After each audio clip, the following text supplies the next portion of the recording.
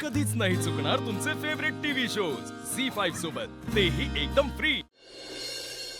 आज हमें मालूम हुआ क्या चीज मोहब्बत। अरे वा, आज चक्क पुस्तक बाजूला ठेवून गाणं म्हणताय तुम्ही? काय काय नाही, ते सहज आपलं हो, असं काय करताय?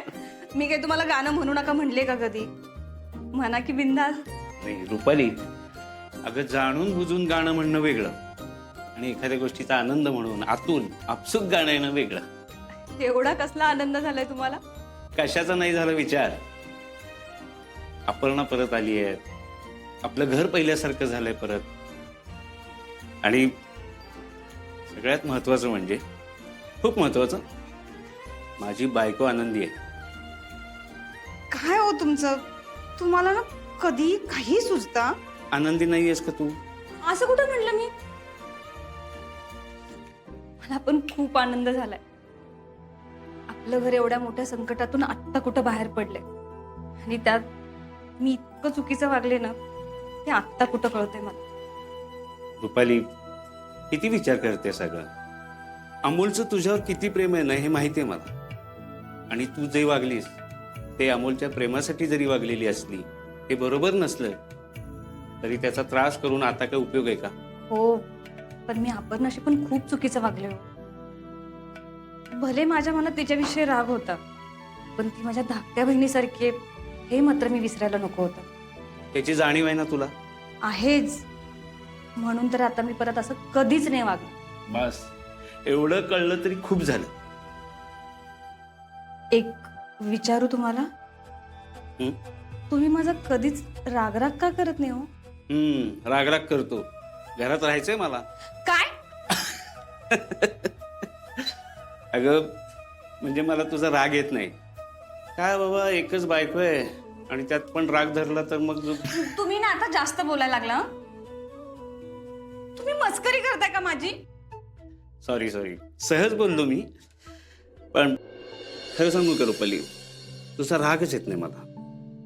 तुझ्या वागण्याचा तुला कधीतरी पश्चाताप होईल, जाणीव होईल, हे माहितीये मला। तुमचा हाच विश्वास मला पुन्हा पुन्हा तुमच्या प्रेमात पाडतो। काय रुपाली मॅडम, तुम्ही चक्क प्रेमाची कबुली देता? बस बस घरातलं वातावरण आनंदी आहे म्हणून।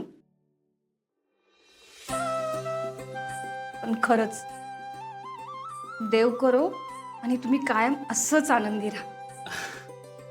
आनंद आहेच। बघ ना रुपाली, अपर्णा माझी पहिली विद्यार्थिनी आहे जी कलेक्टर झाली। मी जमेल तसं तिला मार्गदर्शन केलं, आणि आज आयुष्याच्या प्रत्येक अडचणीवर तिनं मात केली। तिचे निर्णय कधी चुकत नाहीत ना। हे अगदी खरं आहे। आणि हो रुपाली, तिनं आपल्याला एक मूल दत्तक घेण्याबद्दल सुचवलंय, हे विसरता कामा नये। अहो, तुम्हाला खरंच वाटतंय का आत्ता आपण ह्या गोष्टीचा विचार करायला हवा? अगं अमोलला तसं वचन दिलं आपण। अहो पण रुपाली, आपण लोकांना फसवू शकतो, स्वतःला नाही। आणि मी तर आज कबूल करतो की मला पण बाबा म्हणणार कोणीतरी हवंय। मग मला आई म्हणणार कोणी नकोय का? मग सामंजस्यानं आपण एक मूल दत्तक घेऊ आणि प्रेमानं सांभाळ करू त्याचा। अमोलला वाटतंय म्हणून नाही, आपल्याला वाटतंय म्हणून। माझी काहीच हरकत नाही, ही खूप मोठी जबाबदारी आहे, लक्षात येते ना तुमच्या? रुपाली, मी आहे ना, मी तुझ्या प्रत्येक सुखदुःखात तुझ्या सोबत आहे, आणि बाळाचा सांभाळ आपण दोघं मिळून करू।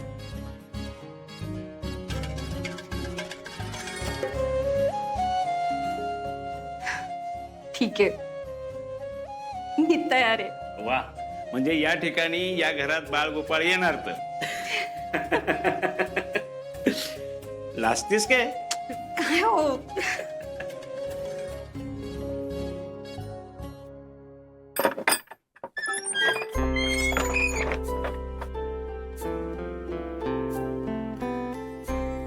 आखे अगं लईच अंधार आहे, थांब मी आले।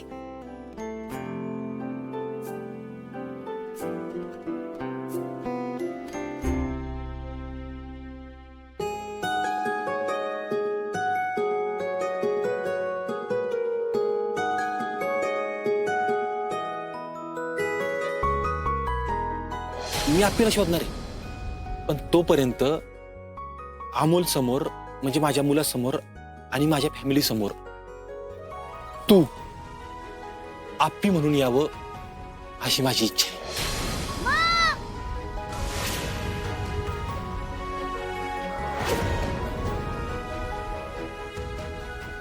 अहो कशी झाली फेरणी? आपण तुला काही त्रास होतोय का आत्ता? अहो वंस तुम्ही फक्त सांगा, आम्ही सगळे तुमची काळजी घेऊ. मागच्या 15 दिवसात एवढ्या गोष्टी घडून गेल्या, आणि त्यातनं मी एक लय भारी गोष्ट शिकले.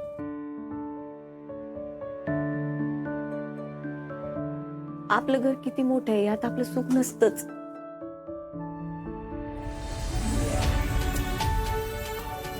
या घराच्या भिंतींमध्ये, वस्तूंमध्ये आपल्या किती आठवणी आहेत ना,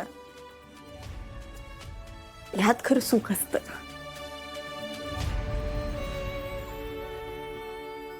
दादा जे काही वागत होता ना, त्याची शिक्षा त्याला मिळायलाच पाहिजे होती.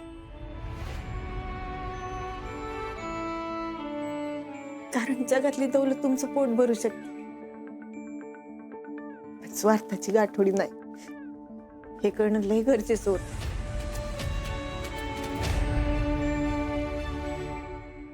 काम करायचं आणि गुमान घरीच राहायचं. लय धास केला रे दादा तू माझा, लय त्रास दिलास. कोणाची हिंमत नव्हती माझ्याकडं, माझ्या घराकडं, माझ्या चिलीपिलीकडं वर नजर करून बघायची, आणि इथून पुढे बी बघणार नाही. दीपा, ते राजाला आम्हाला अटक करावी लागली. त्याने जे केलं त्यासाठी आम्ही त्याला सोडून नाही देऊ शकत. दादा तू खरं असं वागलास.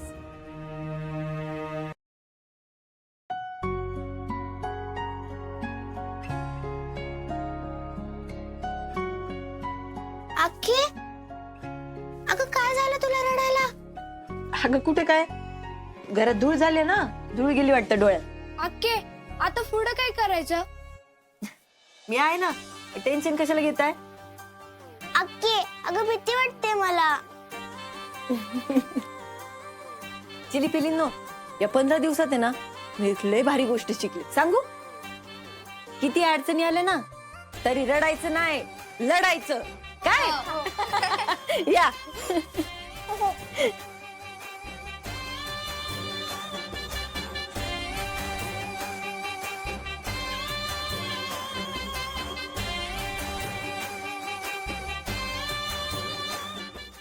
झी5 ॲप डाउनलोड करा आणि पहा सर्व एपिसोड्स एकदम फ्री.